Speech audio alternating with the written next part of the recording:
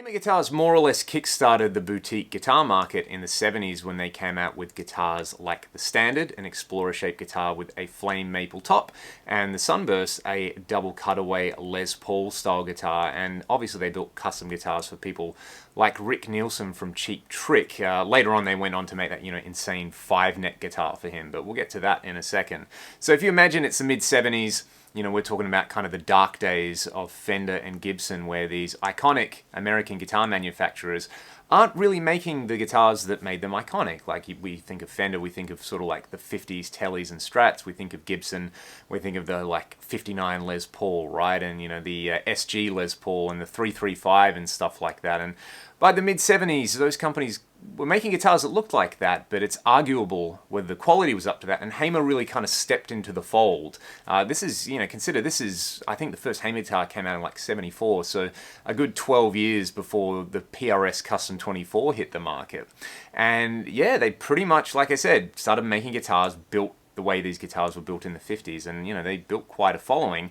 And as guitardom evolved, we run into the 80s, and in the 80s things like Charvel and Jackson, this all happens on the back of guys like Eddie Van Halen modifying their own guitars. And guitars have to be pointier, and they have to be cool colors, and they have to have high output pickups, and they have to have Floyd Roses. So in the late 80s, Hamer guitars come out with one of these. This is the Hamer Californian, and for me, this is almost like the ultimate super Strat from the 80s, and it's super underrated. As you can see, not only does it look cool, there's these super cool boomerang inlays, ebony fretboard. I believe this is a Schala licensed Floyd Rose with a Hamer badge in it. Of course, super Strats, just one knob on there, as opposed to the knob actually playing the guitar. A 3-way switch to select between a humbucker. This originally had a single coil in there, but I've got a stacked humbucker. And, locking nut, which I don't ever use because I don't actually use the Floyd, so maybe I'm missing part of the story there. But this is just an incredibly well-built instrument. I recently had it refretted by Tim at MT Guitars.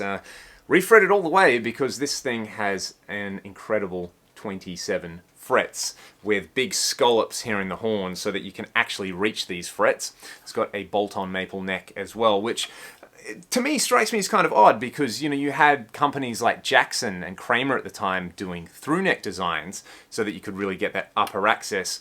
Hamer actually came out with a guitar at a similar time called the Virtuoso, which had even more frets. If I'm correct, I think it was like 36 frets or something absolutely ridiculous. Having 27 frets is cool, but I'm never going to play the 27th fret. What it allows me to do is like play the 24th fret comfortably, so that's pretty cool.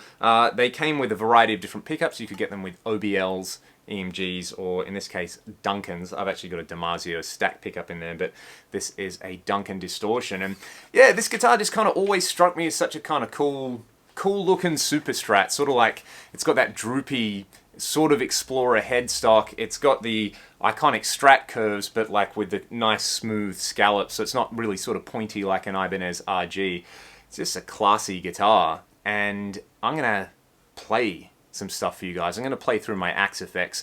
I'll do some clean stuff, I'll do some dirty stuff, and I'll do some over-the-top lead stuff to sort of fit in with the era. It's obviously great for those kind of late 80s saturated tones and for the sort of clean thing, but it's also pretty good with like a 5150 style amp for kind of tight, genty tones as well. So we'll have a listen to all of those. If you're a fan of Hamer guitars in general, please leave a comment. Let me know what Hamers you're playing. If you've got a Californian that you're still playing to this day, let me know what you think about it. And yeah, I mean, Hamer, they were like a pioneering guitar company. They kept up with the times until the early 90s, and I think it was the sort of sometime after 2008, anyway, maybe the early 2010s, they actually went under, unfortunately, and now they don't make American-made guitars anymore. I think one of their master builders, Mike Shishkoff, still makes guitars, if you're looking for guitars in that kind of mold. But they do make a Californian, like a sort of made-in-Korea guitar.